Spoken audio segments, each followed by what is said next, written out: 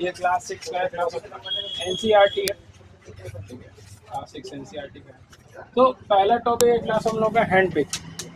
ठीक, hand packing क्या होता है class? It is used for separating solid material on the basis of differences in the size, colour and shape from a mixture. इससे क्या होता है क्लास आपका? It is used for separating solid material को अलग करने के लिए इस चीज का इस्तेमाल किया जाता है। हैंड पैकिंग जो मेथड है आपका, okay, on the basis of different size, colour and shape. अलग अलग साइज, कलर, शेप होता है कहाँ पे क्लास आपका? मिक्सचर के अंदर, ओके। नेक्स्ट हम लोग बात करते हैं क्लास थ्रेसिंग के बारे में। थ्रेसिंग क्या होता है? So, पहला part हो गया hand packing, second tracing.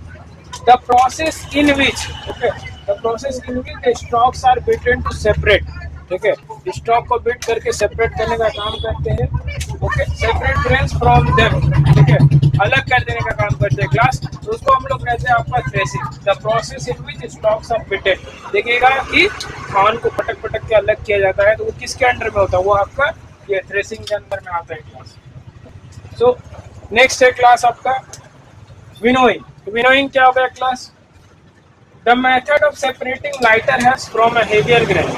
Lighter has और हेवियर ग्रेन से जब अलग करें, ठीक।